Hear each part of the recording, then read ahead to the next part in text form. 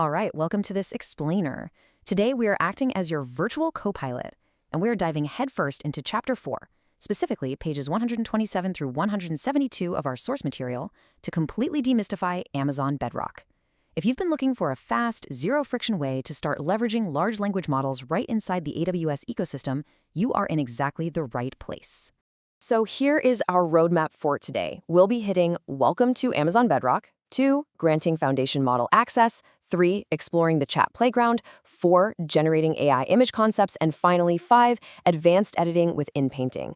We're going click by click from your very first logging all the way to advanced image manipulation, keeping things highly practical. Let's kick things off with Section 1, Welcome to Amazon Bedrock. Let's get the lay of the land inside the console. To start, Bedrock basically gives you 3 main playground areas, so you can experiment right away. You've got the chat playground, which is perfect for turn-by-turn conversational stuff. Then there's the text playground for fast iterations on your standard language tasks. And of course, the image playground, designed for generating really compelling visual assets just from text. The moment you log into the AWS console, the Bedrock overview page gives you this front-row access to industry-leading foundation models, positioned right next to those playgrounds. Everything is centralized. It's incredibly intuitive to just pick a model and start testing it out. And having this dedicated sandbox means you can test out summarization, Q&A, and image generation without having to write a single line of code. It's all about immediate, hands-on access. Moving right along to Section 2, Granting Foundation Model Access. Before we start prompting, we have to make sure we actually have the right permissions to use these models. Now, the crucial thing to know is that these foundation models are not active by default. You actually have to follow 4 quick steps to request access to the specific ones you want. It's a really smart governance feature, ensuring you only spin up the resources your enterprise intends to use. The process is honestly a breeze. You just find the provider, in this case Amazon, check the box next to the model you need, like the Titan Image Generator G1 or Titan Text G1 Express, and submit the request. Give the page a quick refresh after a couple of minutes, and you'll see this highly satisfying green access granted status.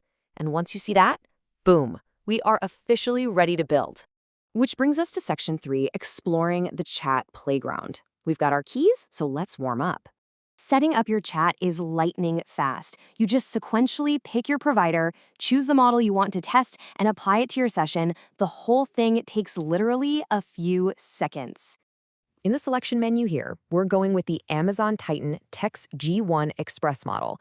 And notice how the UI clearly displays the model's context size right there, so you know exactly what kind of capacity you're working with before you begin.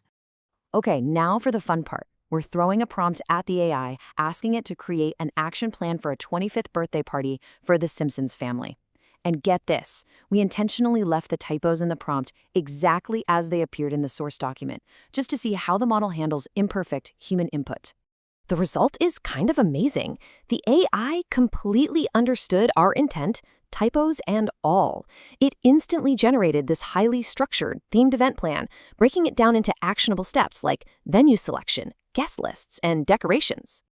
Seeing how quickly it handled a messy prompt and turned it into a complex plan, ask yourself, how could you use that kind of rapid, context-aware text generation to solve operational bottlenecks at your own company?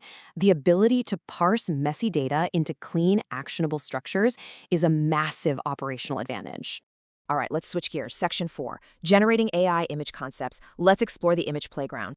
Just like we did in chat, we select our model first. This time, we're hopping over to the Stability AI Provider category and selecting the SDXL model from the list. The interface here is so beautifully clean. You literally just type Sri Lanka tea plantation into the prompt box, hit run, and the foundation model generates a stunning, high-quality visual concept from scratch based on just those 4 words. Now, for my absolute favorite part, Section 5, Advanced Editing with In-Painting. We aren't just generating new images here. We're going to seamlessly edit existing ones. Here's the scenario. Imagine you have a product photo, a nice crisp shot of a blue backpack next to a vase of white flowers. But suddenly, you need to swap out those white flowers for a different marketing campaign, and you don't have time for a new photo shoot. Instead of firing up some heavy, complicated photo editing software, you just switch to edit mode and draw a mask, a simple square directly over the flowers right inside the Bedrock console. You're basically telling the AI to focus its attention entirely on that specific box. By just providing the text prompt change flowers to orange for that masked area, the AI seamlessly blends vibrant orange flowers right into the photo. Look closely at this. It maintains the exact lighting, shadows, and reflections of the original scene. It looks completely natural. Or if the campaign changes again, with a quick text tweak to change flowers to blue, the model instantly generates another perfect variation. It just goes to show how incredibly fast product iteration can be for your teams when you completely remove the friction of manual editing. So, as we wrap up this explainer, I want to leave you with this final thought. From automating complex text workflows to dynamically recoloring entire product catalogs in mere seconds, the tools are now right at your fingertips, fully integrated and ready to go. So, what workflow will you revolutionize first with Amazon Bedrock?